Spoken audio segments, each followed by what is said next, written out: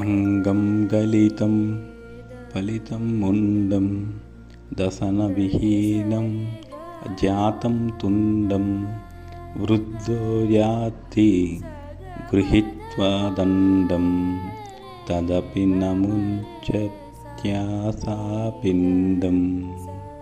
భజ గోవిందం భజ గోవిందం గోవిందం భజ మూఢమతే. శరీరం శిథిలమైపోయింది, తల నెరిసిపోయింది, దంతాలు లేని నోరు బోసిపోయింది. వృద్ధుడు కర్ర పట్టుకొని తిరుగుతాడు, అయినా అతడు తన కోరికల మూటను విడిచిపెట్టడు కదా. ఈ శ్లోకాన్ని శ్రీ తోటకాచార్యులు చెప్పారట. ముసలితనంలోనున్న వ్యక్తిని చక్కగా వర్ణించారు. యవ్వనం మురకలు వేస్తున్న యువకునికి అనేక రకాలైన ఆశలు ఉండడం సహజమే కానీ జవసత్వాలు ఊడిపోయి నిలవడానికి శక్తి లేక చేతికర్ర సహాయంతో తిరుగుతూ ఏదైనా తినడానికి పళ్ళు లేక శిథిలమైన శరీరంతో తెల్లబడిన జుట్టు ముడతలు పడిన చర్మంతో వికారంగా కనిపించే ముదిశలకి అంటే ముసలివారికి కూడా ఆశలు ఉంటాయి. నిర్మోహమాటంగానే చెప్పారు ఉంటాయి అని. ఎలాగంటే చిన్నప్పటి అనుభవాలు మళ్ళీ పొందాలనే తహతతో పాటు తీరని కోరికల తీవ్రత ఎక్కువై ఎప్పటికైనా అవి తీరాలనే కాంక్ష అతన్ని చుట్టుముట్టుతుంటుంది.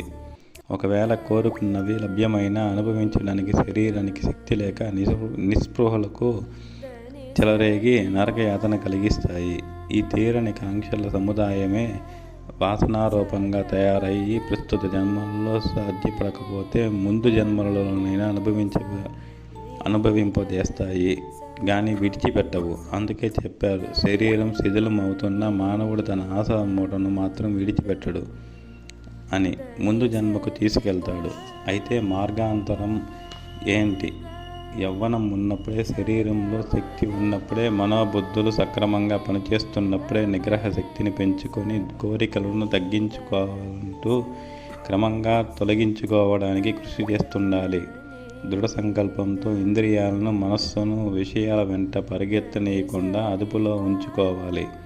అలాగా నిగ్రహింపబడిన ఇంద్రియ మనోబుద్ధుల్ని గోవింద నామస్మరణలో వినియోగించాలి.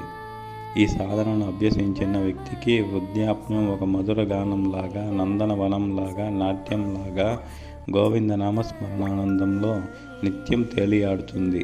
అంతేకాక కోరికలే ఉండవు గనుక తీరని కోరికలు అసలే ఉండవు, కొత్త వాసనలు ఏర్పడవు, ఉత్తమ జన్మలు సిద్ధించి జన్మరాహిత్యం కలుగుతుంది.